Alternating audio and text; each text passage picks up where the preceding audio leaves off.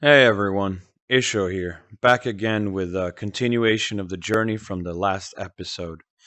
Previously, we explored the Demiurge, the matrix of reality, and how to harness the power of your mind to align with your future path, manifest outcomes, and begin tapping into the hidden cheat codes of the universe.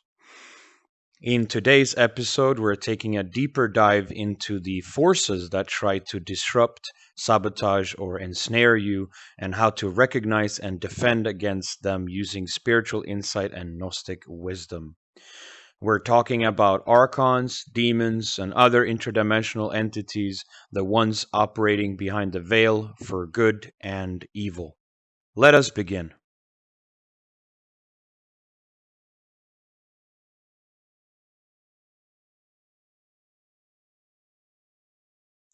First, let's talk about the definition of a demon, not just the red horned caricatures you've seen in movies.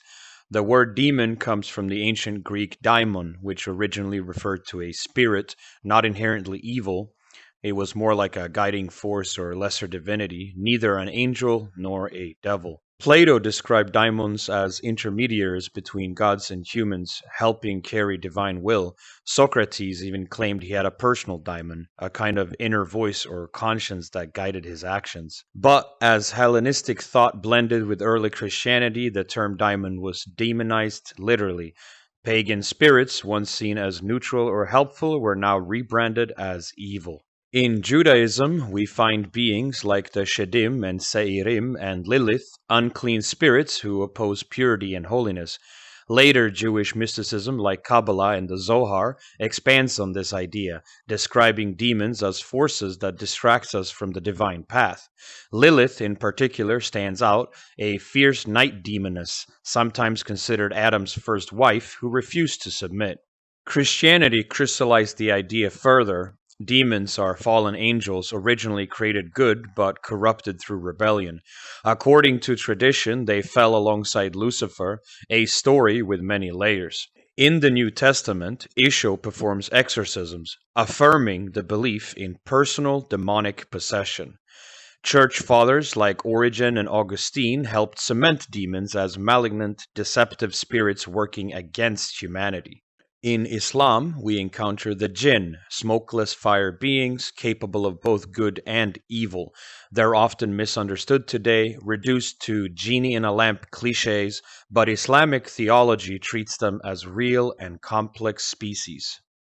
In Hinduism, we find a colorful cast: asuras, powerful beings often opposed to the gods; devas, not always evil but usually ego driven; rakshasas, shape-shifting man-eaters; vetalas, undead spirits that haunt corpses.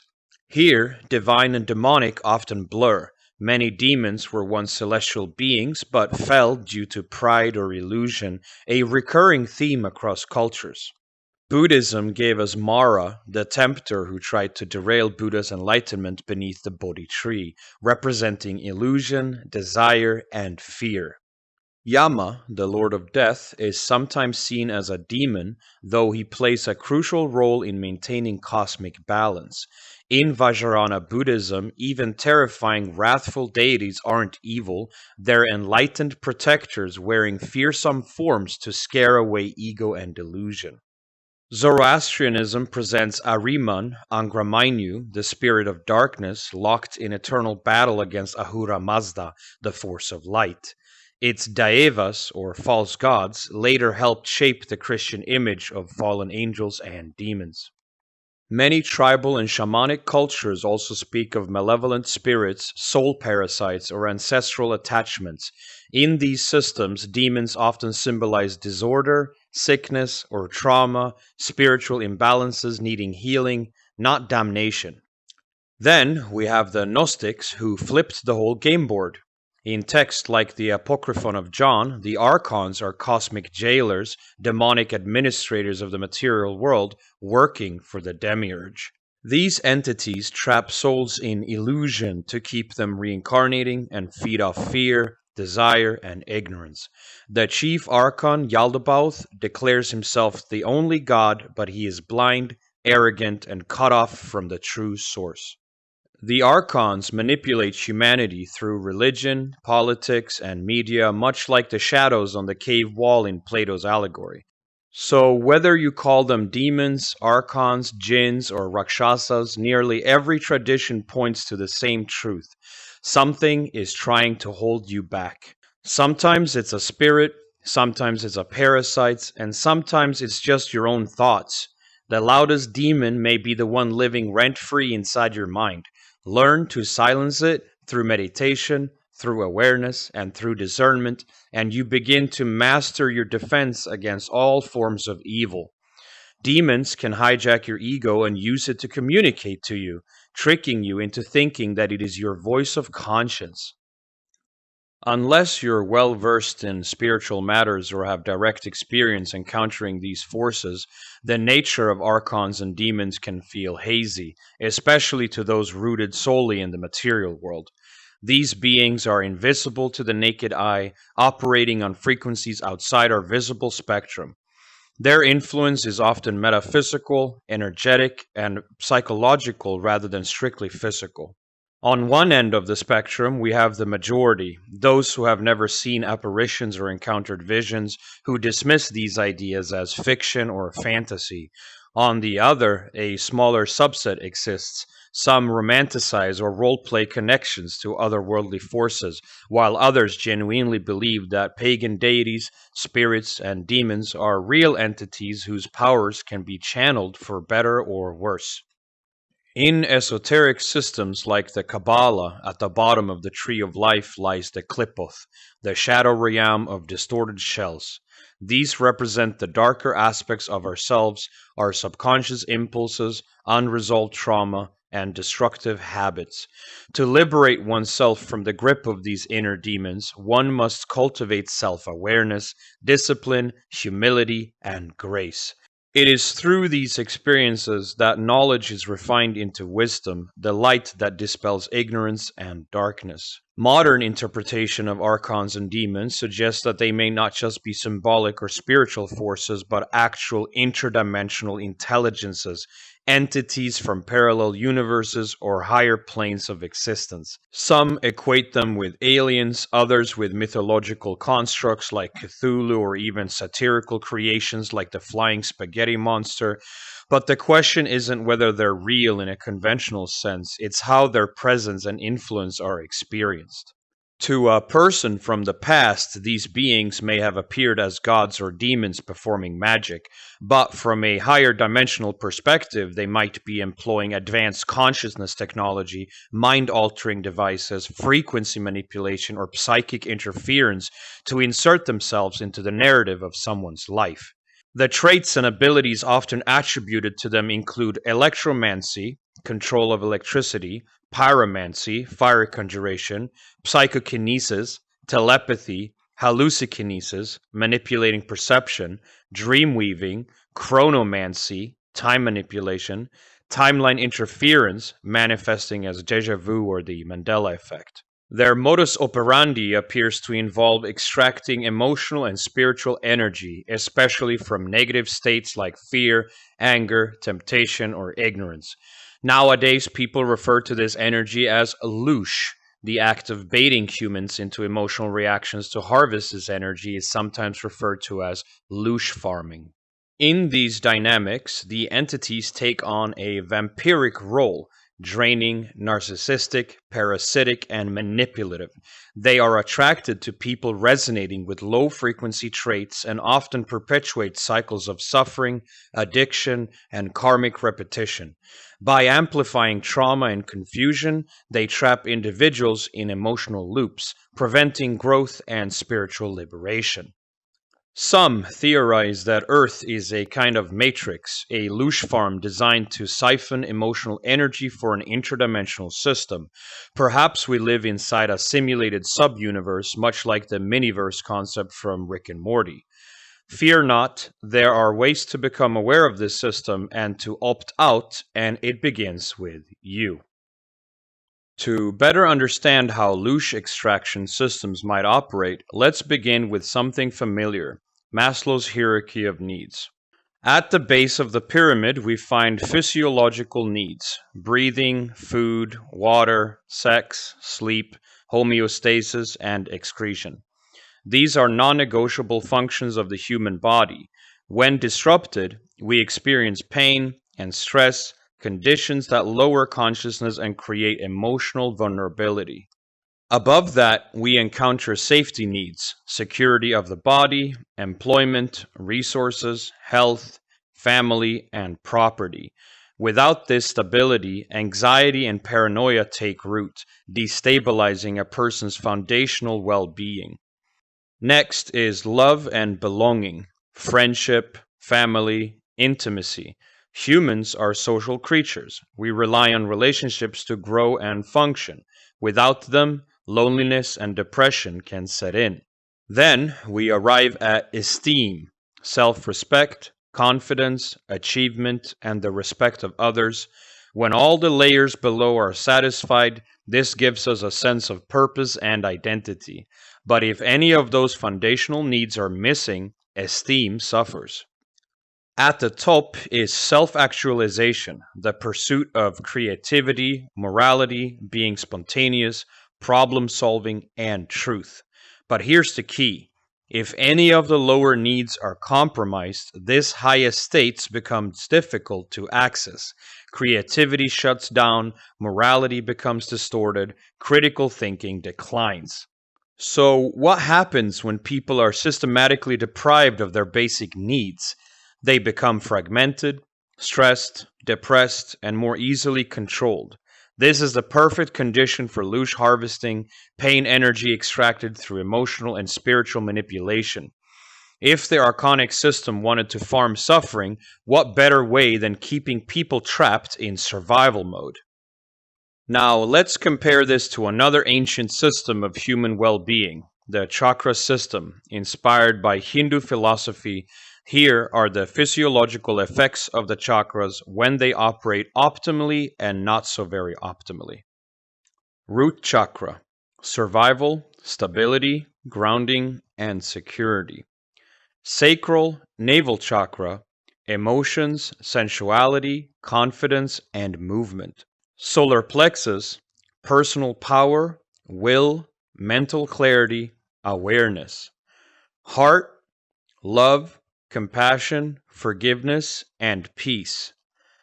Throat: communication, expression, truth, and organization. Third eye: intuition, perception, fearlessness, and memory. Crown: awareness, divine connection, wisdom, and higher consciousness. This ancient model mirrors Maslow's hierarchy, but goes deeper, highlighting how emotional and energetic health shapes our physical and spiritual well being. If our chakras are blocked, if our energy systems are weak or damaged, it becomes harder to meet even basic needs. A person who is energetically unbalanced, traumatized, and lacking critical thinking becomes an easy target, a loose goldmine. They're more likely to be reactive, negative, and emotionally unstable. These individuals often spread their energy dysfunction to others, acting as unconscious agents of the system, often being energy vampires. According to New Age systems, heavily inspired by Buddhism and Hinduism, human emotions operate on a frequency scale. This scale spans from peaceful states like serenity and presence to chaotic states like fear and anger. The lower half of the emotional scale includes shame, guilt, apathy, grief, fear, desire, anger, and pride. These emotional states are dense and disruptive. They lock us into material concerns and ego based reactions, the perfect zones for Archons to feed. They don't want people to think freely or connect spiritually. They want people stuck in cycles of guilt, distraction, and outrage. They want you ashamed of your gender or race, guilty about your history, apathetic towards politics, grieving for a past you never lived, fearful of your neighbors, obsessed with consumerism and social status, angry at the wrong things, proud of shallow identities rather than spiritual progress and awareness. This is the ancient game of control. Before the age of democracy, it was organized religion, the church, and empire that kept humanity in check. Think about the Crusades, the colonization of the Americas, the subjugation of indigenous peoples, the wars of empires, including the US Civil War, World War I and II. All were driven by political, religious, or economic motives, but fueled by fear, division, and pain. Massive loosh farming events. The word Holocaust means to ritualistically sacrifice with fire. Today, we might think we've progressed with the separation of church and state, but the tactics haven't changed. In fact, they've evolved. The state and its corporate arms have taken the same fear-driven mechanisms and amplified them through media, entertainment, finance, and technology. The system still thrives on fear, division, and disempowerment, but knowing this system is the first step to escaping it. From the perspective of Archons and demons, peace is boring, enlightenment is counterproductive, awareness disrupts their influence, love is toxic to their agenda, ignorance is preferred, light and wisdom burn through their plans. A divided population is easy to conquer. In unity, people are far more resilient. Whether the Archons are physical beings, non-physical entities, or both, their influence manifests through powerful individuals in positions of control. If suffering is the objective, it seems that both our so-called rulers and the Archons are aligned in that goal. But what if there's a way to reject their script, a timeless universal method that is both practical and spiritual? Here we find the Buddhist concept of enlightenment, the middle path, the way of no extremes. To overcome the dark system, you must study it, but not imitate it. These forces are dark teachers. You must learn from them without becoming them. The real work begins inward. Meditation, self-reflection, and conscious awareness of your thoughts, actions, and character. Some selfish actions, like seeking your own peace and clarity, help your path to enlightenment. Some selfless actions, like helping others rise, complete the cycle. To those in power, to secret societies, and to corrupt governments, you are livestock. The Admiralty and Commerce system sees you as dead at sea through the legal fiction of your birth certificate. To them, you are just a tax number. The quicker you die, the less they have to manage. Your children? Filthy beasts, rebellious, unwanted burdens to their tribal ideologies. But there is an alchemical key to transformation, a personal process of purification that goes like this. Ignorance, the unconscious state. Knowing, the spark of awareness. Acceptance, facts are facts, don't resist the truth. Forgiveness, let go of the pain. Promise, do not repeat the evil. Wisdom, put the truth into action. Divinity, recognize your divine nature. God is not separate. You are capable of divine actions, including the power to forgive. Eventually, you realize something powerful. You deserve peace, and no one can take it from you unless you allow it. This inner peace stabilizes your mind, unlocks your potential, and helps your energy and your chakras to flow freely. When you bring light to your ignorance, accept your past, forgive yourself and others, and make an effort not to repeat old patterns, then turn that into practice, you move closer to your true inner peace. From this higher state of awareness, you no longer react with apathy or unconscious compliance. You can make clear, conscious choices that steer away from madness. The core teaching of Buddhism and of all Enlightenment traditions becomes clear. Do not add to madness. Those chaotic, low vibrational states is the fuel the Archons use to extract loosh. Imagine someone walks up to you and says, "There's a war in a foreign land. You must enlist and fight, and if you're too old, send your children." But with awareness, you can simply say no. Mr. Recruiter Guy, aka Staff Sergeant, we are all one consciousness. You're asking me to violate my divine oath and spiritual truth. I am religiously exempt. Your contract demands I break the laws of Moses and the teachings of Christ. Thou shalt not murder. Love God above all. Love thy neighbor as thyself. By raising your consciousness, by being aware, centered, and actively walking the path of enlightenment, you free yourself from low states like fear, hatred, and selfishness. But being enlightened and a pacifist does not mean to be defenseless.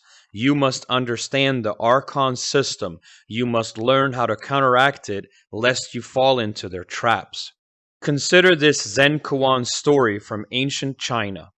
A seasoned warrior who turned into a Zen monk sits in stillness by a pond. A rival approaches, eager to fight. The monk doesn't draw a sword. He simply sidesteps and pulls the rug. The aggressor falls into the water. No bloodshed, no drama, just mastery of mind and body. The true blade is within. Even if sages and mystics of the past lacked the modern vocabulary for what we know today to be archons, their wisdom dismantled their influence just the same. Meditation, presence, integrity, these are weapons the Dark Ones cannot touch. Our minds are like murky mud water. When we sit still, the sediment settles. The water in the upper part becomes clean and clarity returns. No wonder doctors and big pharma hates meditation. It brings healing without giving them profit. There is a profound difference between awareness of danger and feeding it with fear. Stay rational and grounded.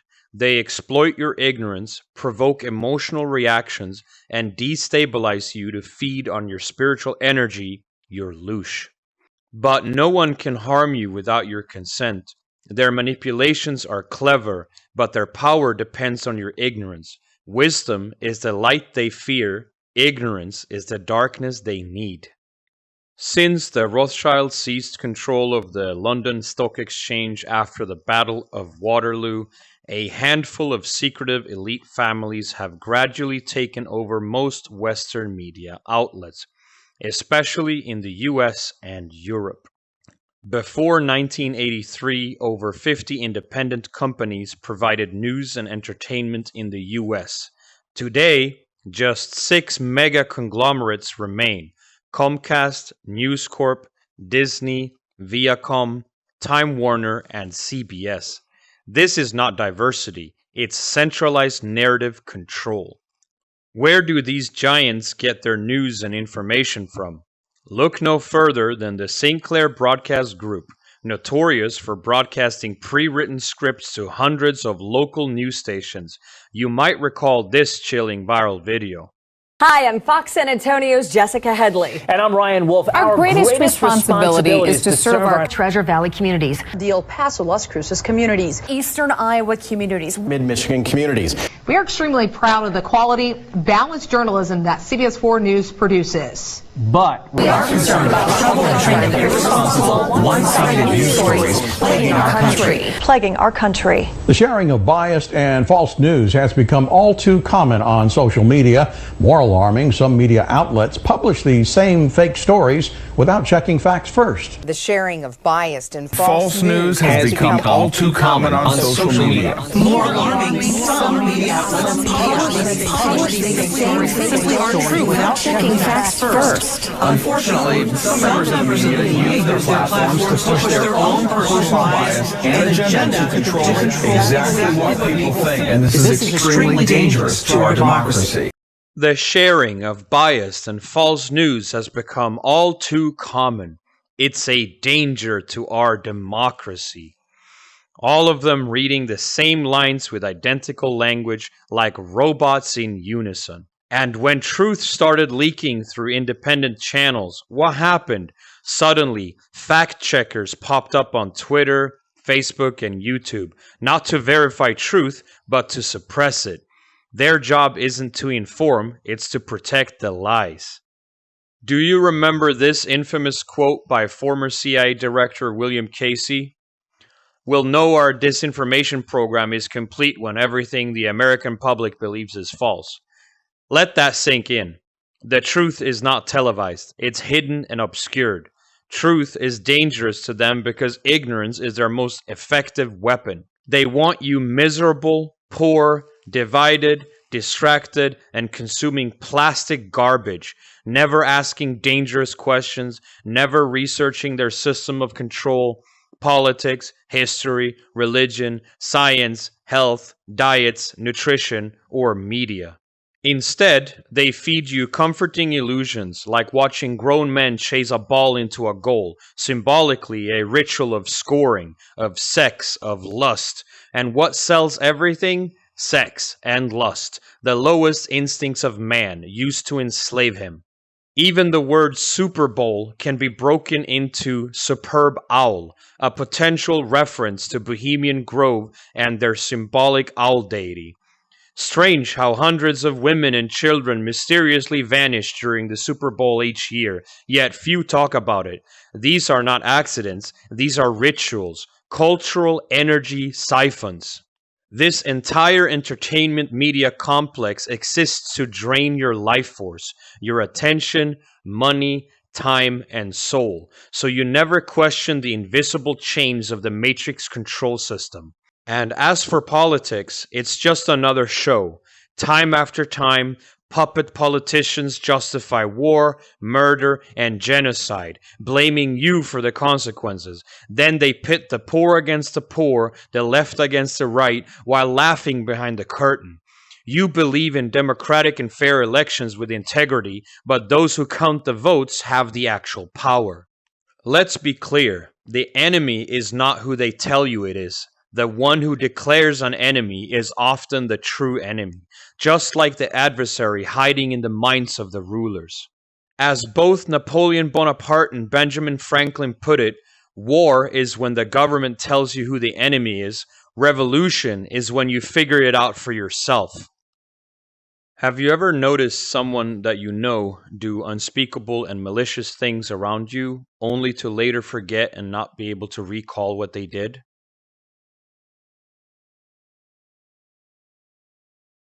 If the world around you is shaped by illusion and manipulation, what is it inside of you that still clings to it? When the same 6 corporations control your entertainment, news, and narratives, how much of your worldview is truly and really your own?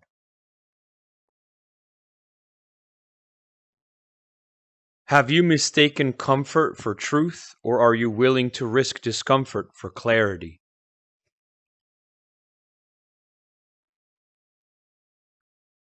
When Archons whisper doubt, desire, and division into your mind, can you still hear the quiet voice of your spiritual higher self?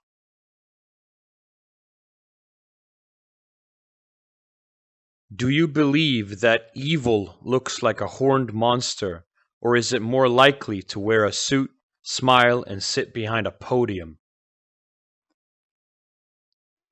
How much of what you call your life is actually a distraction designed to siphon your energy and grab your attention?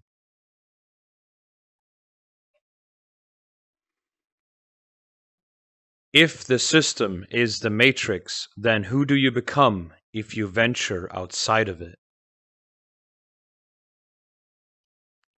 Truth can often be stranger than any fiction. The topics we've covered and questions explored and the wonder they stir are just threads in a much larger infinite tapestry. Take what resonates with you, explore the unknown, and never stop questioning the answers you've been given. Subscribe if you wish to journey further down the spiral into the forgotten, the forbidden, and the transformative. Together, we can seek wisdom that reaches beyond the perceived boundaries of belief.